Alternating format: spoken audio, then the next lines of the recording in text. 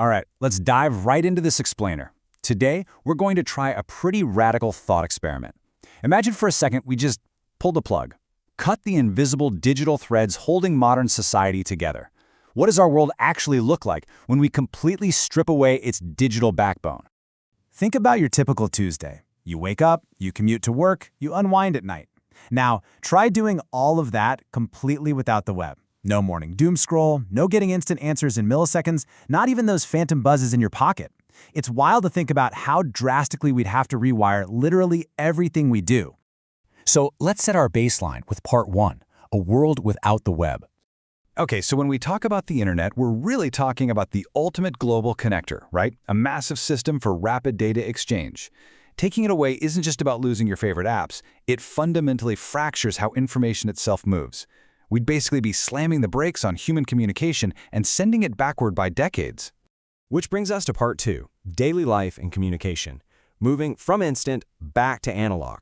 The most jarring difference you'd feel right away? The sheer velocity, or lack thereof. Right now, instantaneous global messaging is just the standard. You can share a random thought with thousands of people in literally a second.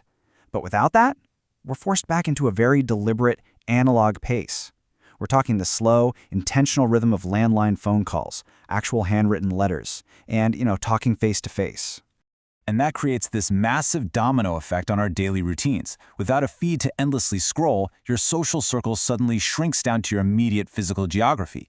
You wouldn't have a clue what a friend 3 states over had for lunch. Breaking news, forget about it. You wouldn't hear a peep until the evening news broadcast or the next morning's paper hit your driveway. Information goes back to being an arrival event, not this constant flowing stream. Now let's look at the bigger picture in part 3, education and the economy, and the macro shifts in knowledge and trade.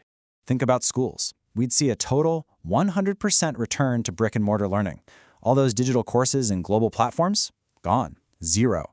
That means your intellectual ceiling becomes heavily tied to whatever happens to be in your local physical library or the experts living in your specific zip code.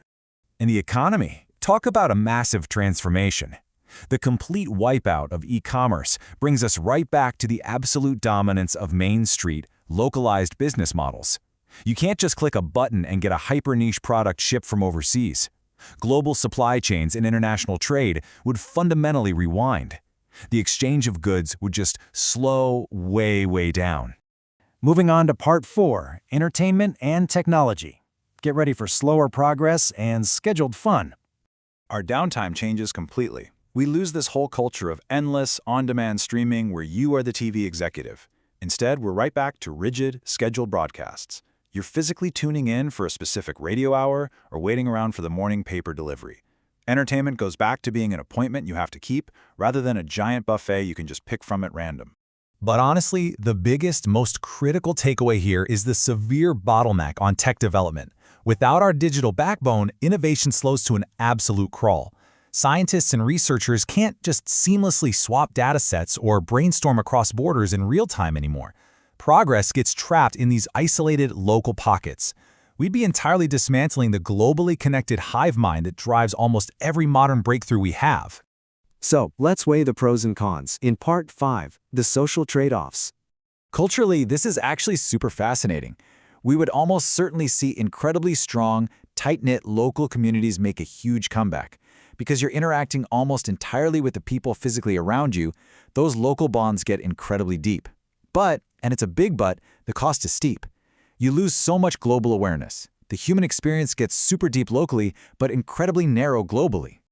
It really is a massive balancing act. On one hand, an offline society has some serious psychological perks. Think about it. Way fewer digital distractions, lower ambient anxiety, and vastly more genuine, real-world personal interactions. But on the flip side, society gets hit with sluggish technological progress and severely gated access to human knowledge.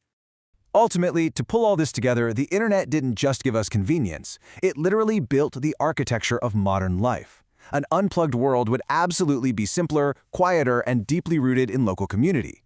But we'd lose the profound global empathy, connection, and rapid advancement that completely defines our era. So I'm going to leave you with this final thought to chew on the next time you instinctively reach for your phone. Knowing the absolute, profound simplicity you would gain but also knowing exactly how much global knowledge and connection you would sacrifice to get it, would you make the trade? Thanks for hanging out with me for this explainer. Catch you next time.